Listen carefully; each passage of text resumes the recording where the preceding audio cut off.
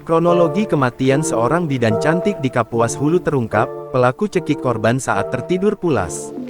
Kematian seorang bidan bernama Hetty Carmila berusia 26 tahun, yang bertugas di perkebunan sawit wilayah Kecamatan Semitau, terungkap karena dibunuh oleh pelaku berinisial NR berusia 23 tahun.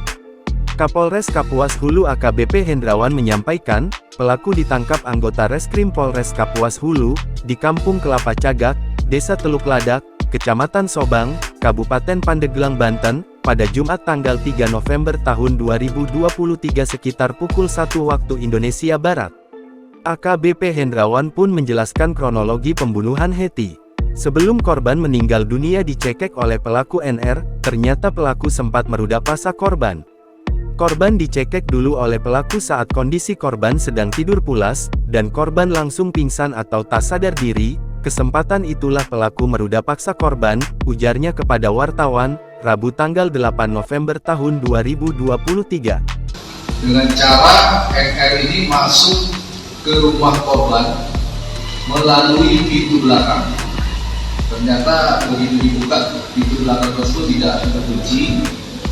Kemudian beliau masuk melalui pintu belakang rumah, kemudian masuk ke dalam kamar korban. Pada saat NR masuk ke dalam kamar korban, posisi dari korban tersebut sedang tertidur, terungkuk, ya, tertidur pulas. Kemudian NR mencekik dari belakang. Setelah NR mencekik dari belakang, korban dalam keadaan lemas. Pada saat keadaan lemas tersebut, tubuh korban dibalikkan oleh NR. Kemudian disitulah NR. Setelah pelaku merudak paksa korban, pelaku sempat mau melarikan diri, namun korban langsung sadarkan diri. Melihat kondisi itu pelaku terkejut karena korban mengenali pelaku. Pelaku merasa ketakutan, kalau korban akan melaporkan dirinya ke polisi, sehingga pelaku mencekik leher korban kembali hingga korban meninggal dunia, ucapnya.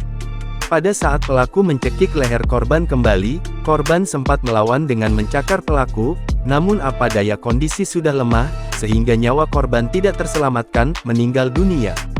Setelah pelaku memastikan korban sudah meninggal dunia, langsung melarikan diri ke Kampung Kelapa Cagak, Desa Teluk Ladak, Kecamatan Sobang, Kabupaten Pandeglang, Banten, ungkapnya. Diketahui, pelaku NR sendiri sempat menikmati minum keras bersama rekan-rekannya sebelum membunuh korban. Hendrawan menjelaskan, setelah pelaku membunuh korban, yang bersangkutan langsung melarikan diri ke kampung orang tuanya di Kampung Kelapa Cagak, Desa Teluk Ladak, Kecamatan Sobang, Kabupaten Pandeglang, Banten. Download Tribun X sekarang, menghadirkan lokal menjadi Indonesia.